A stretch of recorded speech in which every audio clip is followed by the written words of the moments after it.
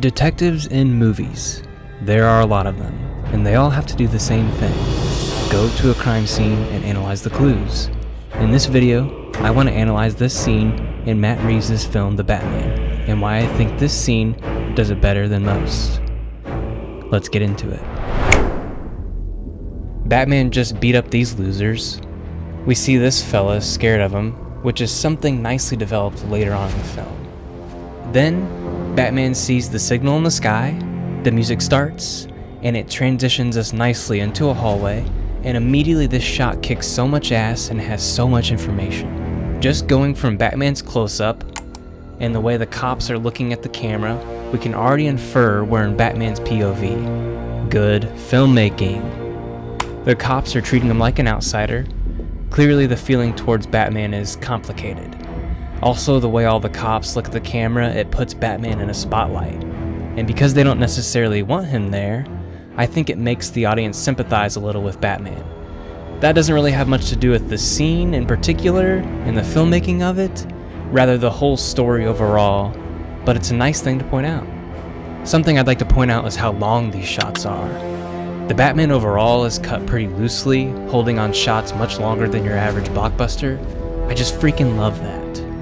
Also, side note, this walking through the hallway shot is basically an exact shot Reeves uses in War for the Planet of the Apes, which is also a shot from Stanley Kubrick's Paths of Glory. Alright, back to the Batman. Continuing with the cop's complicated feelings towards Batman, we get this cop that vocalizes it. It's a nice piece of character sauce for Batman, and a good setup for the end of this scene. Something I'd like to bring to attention in this moment and for the rest of the scene, and the whole movie honestly, is Robert Pattinson's performance while in the Batsuit. I think it has to be incredibly difficult for an actor to figure out how to emote while in the suit. Your entire body is covered up, except for your eyes, and the suit is thick and stiff, so it's hard to utilize your body in a naturalistic, human way, and I think Pattinson understands this. His slow, deliberate movements make each step, each head turn, and each eye flicker feel massive because of how much attention he brings to each movement. Check out how he simply looks at this cop. It's captivating, and it's such a small movement, but it feels enormous. One more thing I'd like to mention about Pattinson's performance during this scene is how he understands that he's not welcome there. He's often quietly lingering in the back, rarely inserting himself, not getting too involved in everyone's business. He does do it here and there, but you can clearly tell he's mostly there as an observer. And I just love how he even stands throughout the scene. He's a large presence, which will be shown in a moment, but he never feels like he intends to intimidate anyone. He seems to be doing his best to stay discreet when possible.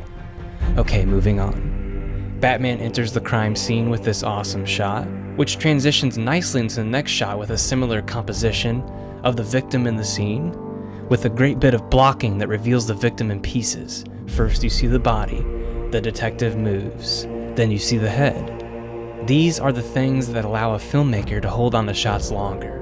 Okay, Gordon starts investigating, and we get another great reaction from the information guy. Yes, I'm calling him the information guy. This guy is in every investigation scene. We, as the audience, need a character like him that has all the information and updates our main character so that we're caught up at the same time as the detectives of our film. Batman walks around and we get his POV of the crime scene. This is something I'm going to elaborate on at the end of the video. Here we get one of the handful of jokes of the film.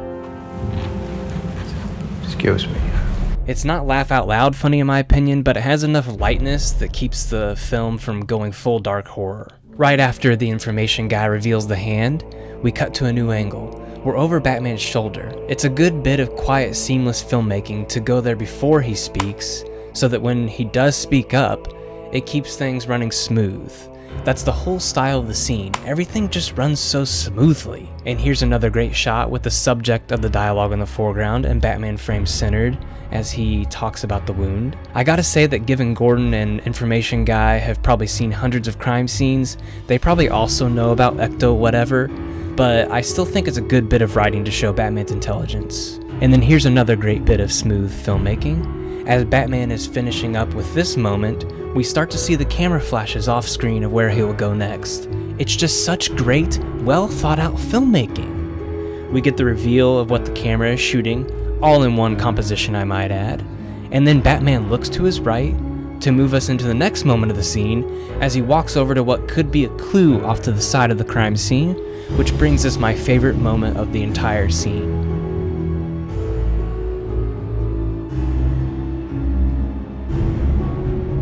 Look at that. Mwah!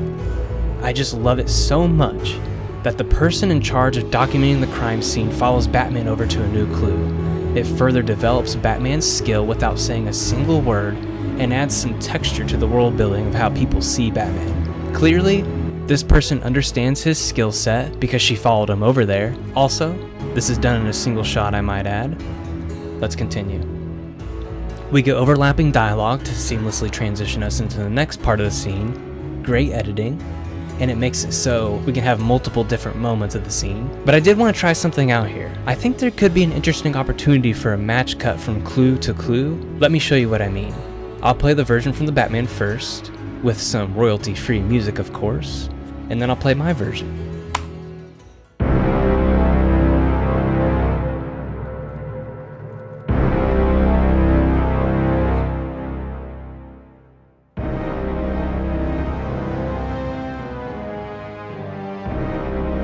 He said there was a card. Yeah.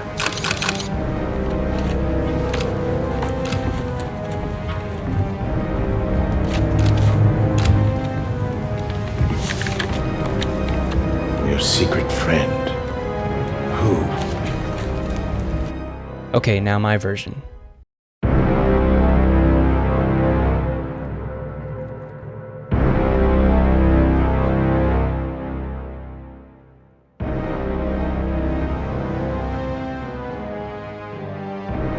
He said there was a card. Yeah. Your secret friend. Who?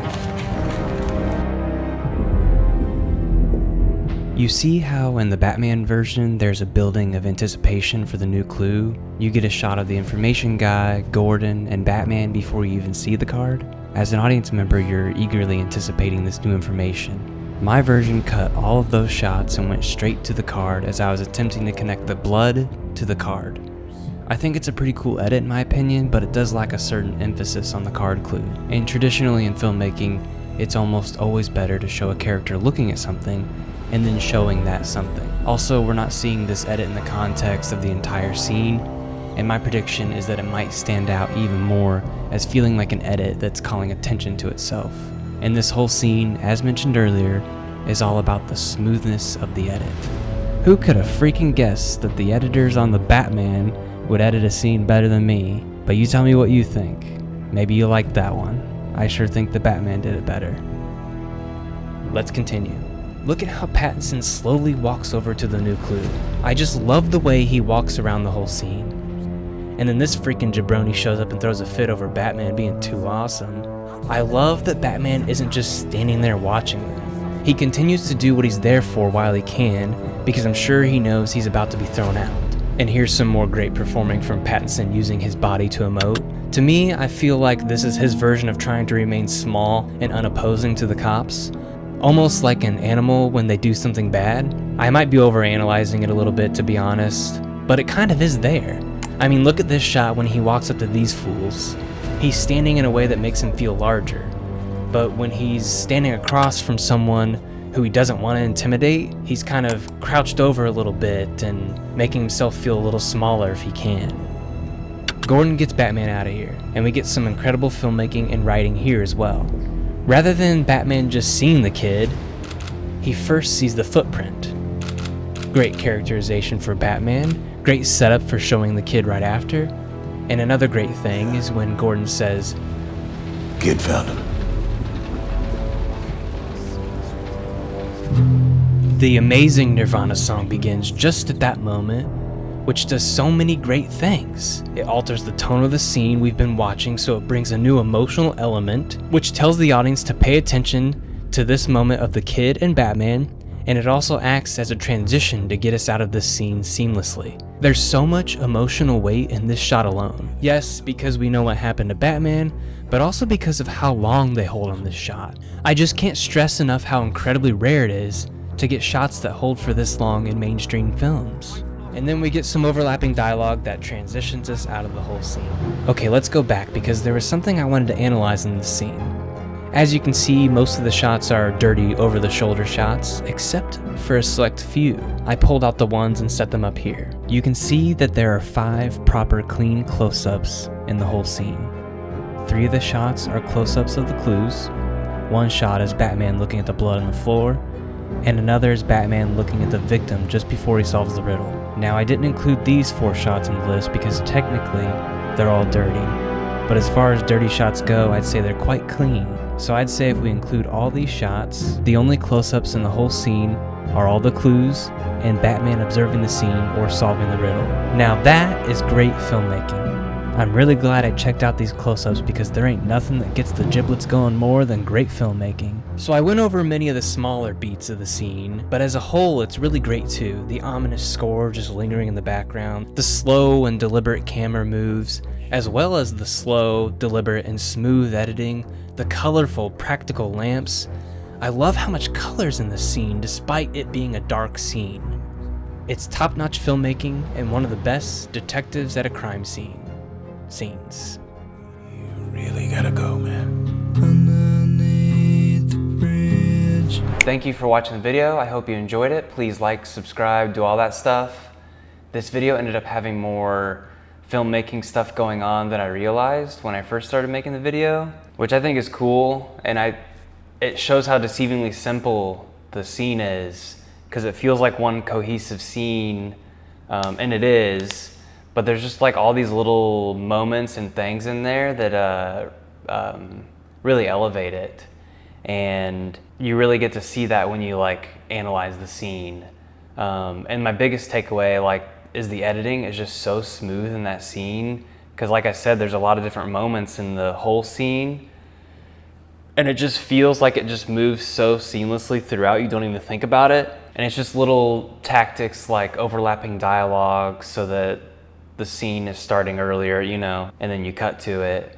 Stuff like that, and like the camera flashes, that like sort of bring Batman over to where the person is taking the camera, or you know what I'm saying, shooting photos. It's stuff like that, because that's editing too, even though they had to do that on the day, I assume. That's cinematography effects, but that's editing also. And stuff like that makes it so smooth.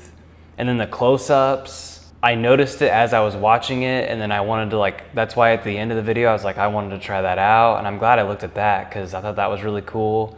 Literally every close-up was of a clue or Batman, which is crazy. I mean, that's good filmmaking. I left the one out that says lies when Batman walks away. Again, multiple compositions in a single shot that is like all over that scene. I just didn't know if I wanted to count it as much because Batman doesn't really look at it. Like, he doesn't really interact with it. But that would also count, again, like another clue, I guess.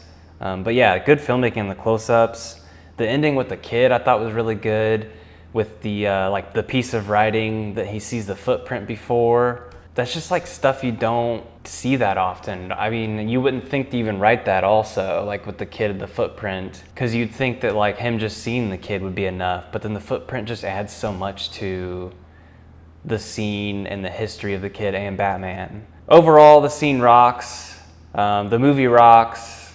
Great score, cinematography, everything. It's awesome. I figured I'd also use this outro to talk about some stuff I've been watching. So recently I saw Friendship, Tim Robinson's new movie. That show, I think you should leave on Netflix, is hilarious and awesome. The movie almost felt like an extended sketch in a way, which I thought was awesome. It was really funny. I had a good time watching it. And then I saw the new Mission Impossible, The Final Reckoning. I think I feel similarly probably to a lot of Mission Impossible fans out there, and to what a lot of people have been saying. There's a lot of stuff going on in that movie, like mumbo jumbo, that you're like, just get to the fun stuff. And it does get to it, and it kicks so much ass. The submarine scene, I think, is so good and like top-notch Mission Impossible action filmmaking. And then the biplane sequence is, I mean, that's just insane. That is literally insane. I've only seen it once in theaters. I'm trying to get to see it again. And then I had this idea. I wondered if it'd be possible to cut together Dead Reckoning and Final Reckoning and make it into one epic movie. I think that would just be a personal project and probably not something I do on this YouTube channel. I don't even know how you can watch it. I don't know, maybe I can share a private link somehow. Besides like Ethan having a different haircut, that would be an issue. But and then there's just things in part two, the Final Reckoning, that don't even that are forgotten about from part one, from Dead Reckoning. Like Gabriel having a history with Ethan. I don't even remember that even being a thing in the Final Reckoning. So stuff like that, it just felt like was forgotten about in Dead Reckoning. So I wondered if I could like edit together a big mega cool movie and see if that would work. So yeah, that might be something I do for fun on my own time and then see if I can share it or something. So that's the stuff I've been watching. I'm gonna start working on another analysis video for the channel. It might be about the Batman again and the bookends of Nirvana. We'll see. I'm gonna look into that a little more and see if I can find something I wanna say about it.